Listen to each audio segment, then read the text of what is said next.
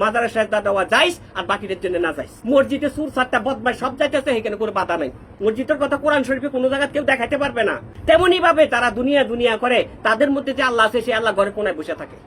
আমরা বিভিন্ন দরবারে যখন যাই তখন দেখি বিভিন্ন দরবারে ভক্তরা পীর সাহেবকে সেজদা করে, এবং বিভিন্ন মাজারে যখন যাই মাজার জিয়ারত করতে তখন দেখি মাজারে সেজদা করে।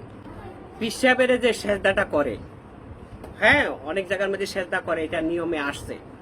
পীর সাহেবের কাছে সেজদা করে, একবার ডাইরেক্ট সেজদা।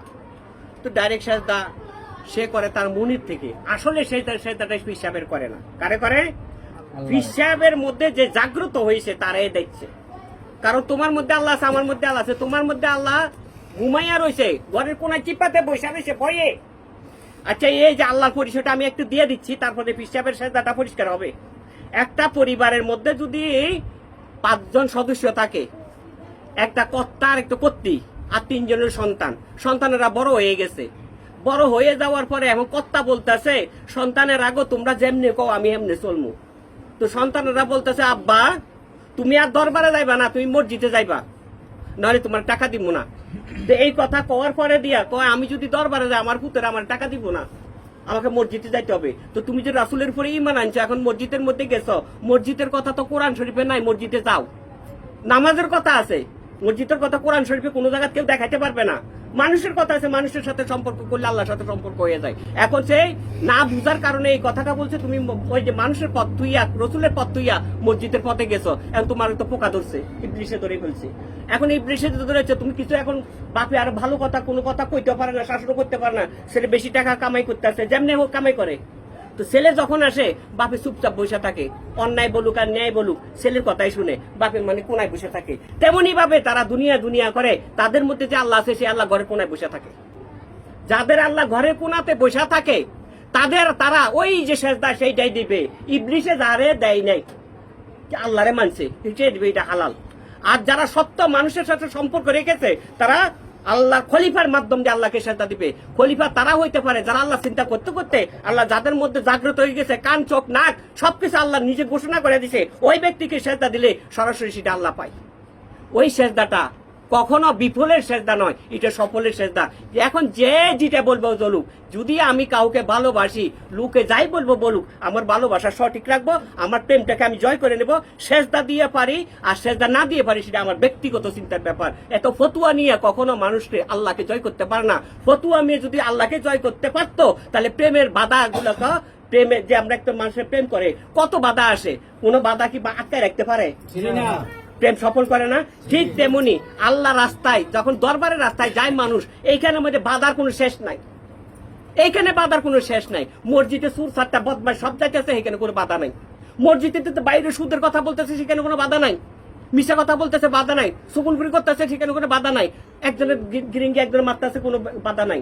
খালি মসজিদে খালি দরবার আসলে এখানে বাধা। হ্যাঁ হেরান হেরান নামাজ পড়ে না, অথচ এখানে যে নামাজ পড়ে এই নামাজের কথা পবিত্র কোরআন শরীফের মধ্যে আছে। দায়বী সালাত একমাত্র মুমিনের জন্য আল্লাহ পাক ফরজ করে দিয়েছেন। যে ব্যক্তি দায়বী সালাতের মধ্যে বসে সে আল্লাহর সাথে সংযোগ লাভ করে। আর যারা রুকু সেজদার নামাজ পড়ে রে আর সরে, লহরা সরার মধ্যে ব্যায়াম ঠিক থাকবে, জয়েন্ট ঠিক থাকবে, মনটাও ঠিক থাকবে, কিন্তু আল্লাহ দর্শন হবে না। হ্যাঁ এটা আছে, আমি এটা অস্বীকার করি না। তুমি নামাজ পড়ো, শরীয়তের নামাজ পড়ো, সেটা না করি না, কিন্তু দায়বী সালাতও করতে হবে। যারা শরীয়তের রুকু সেজদার সালাতের থেকে দায়বী সালাতের মধ্যে অবস্থান করেছে তারা আল্লাহকে কিভাবে পাবে তার মনের যথেষ্ট সাক্ষী আছে এবং কোরআনের সাথে মিলও আছে। এই হলো একটা বিষয়। আরেকটা হলো মাজারের সেজদার কথা আপনি বলেছেন। মাজারের সেজদা দেয় কেন? আমার মুর্শিদ উপাত নিয়ে নিছে, আমার মুর্শিদ থাকাকালীন আমি আমার মুর্শিদকে কিভাবে ভালোবাসি সেটা আমার মনের ব্যাপার। আমি সেজদা দিয়ে ভালোবাসি, মন দিয়ে ভালোবাসি।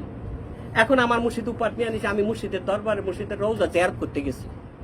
তো জিয়ারত করতে গেছি, সেখানে আমি সূরা কালাম পড়তেছি, দরুদ পড়তেছি, জিকির করতেছি, একটা পর্যায়ে আমি ঘুমন্ত হয়ে গেছি, আমার ঘুম এসে গেছে।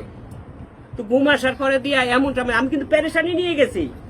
আমার মুর্শিদে যখন হায়াতে ছিল তখন আমার মুর্শিদের কাছে দুঃখে সুখের কথাগুলো বলতে পারতাম। তিনি আমার মাথার মধ্যে হাত বুলিয়ে করতে, বাবা চিন্তা করো না, ঠিক হয়ে যাবে, আল্লাহ ঠিক করে দিবে, এই কথা বলতেন। তিনি বলতেন, এই কথা বলতেন, আমি শান্তি পাইতাম। এখন আমার মুর্শিদ আমার জন্ম চৌকের থেকে আড়াল হয়ে গেছে, আমি শান্তি পাই না। আমি আমার মুর্শিদের রওজাতে গেছি, মাজারে গেছি, মাজারে যাইয়া মুর্শিদকে স্মরণ করিয়া কালাম পাঠ করতেছি, জিকির করতেছি জিয়ারত অনুসারে। তো সেখানে আমার একটা সময় আমার মধ্যে নিদ্রার ভাব এসে বসে, আমি বলতে পারি না যে আমি এখানে বসে আছি। হঠাৎ করে মোতাপত যাই, আমার মুর্শিদ আমার সামনে খাড়াই গেল। আমার মুর্শিদ আমার সামনে খাড়াইয়া, বাবা তুমি কাঁদতেছো কেন? আমি আছি তো, আমি মরছি না। মানুষের আত্মা কখনো মরে? আত্মা মরে না। আল্লাহ বলছে মানুষের নফসের মৃত্যু হয়, নফসের মৃত্যু স্বাদ গ্রহণ করে, আত্মা কখনো মরে না। আত্মা যেমনটা তেমনই থাকে, বরঞ্চ অলিয়া উলের আত্মা আরো শক্তিশালী হয়। তো আমি তো আছি, আমি তো মরছি না, তুমি কাঁদতেছো কেন? ভয় করো না বাজান, আমি আছি, ঠিক আছে, তুমি চিন্তা করো না। ওই টাইমের মধ্যে আমি ওইখানে একটা সেজদা দিয়ে দিছি। যখন বলছে এই কথাটা, তখন সাথে সাথে আমি একটা সেজদা দিয়ে দিছি। সেজদা দেওয়ানোর পরে দেখতেছি কি আমি তো বসেছিলাম, আমি সেজদাটা দিলাম কেমনে? তো আমি উঠে বসে গেছি, আসলে আমি সেজদা দিছি। পরবর্তীকে তার জন্য সেজদাটা ফরজ হয়ে গেছে। সুতরাং দুই একজন মানুষের জন্য মাজারে সেজদা দেওয়া যাইস, আর বাকিদের জন্য না যাইস। তার জন্য যায় যার জন্য ওইভাবে হাসিল হয়ে গেছে। মাজারও নেওয়া সেজদা, মাজার ওয়ালাকে সেজদা দিছে আল্লাহর নামে। অনেকে বলতেছে মাজার সেজদা দেওয়া কুফরি, মাজার সেজদা শিরক। আমি বলবো এই ব্যক্তিকে আপনি শিরক করে দেন, এই ব্যক্তিকে কুফরি করে দেন। আমি যে ব্যাখ্যাটা দিলাম এটা তার জন্য হালাল।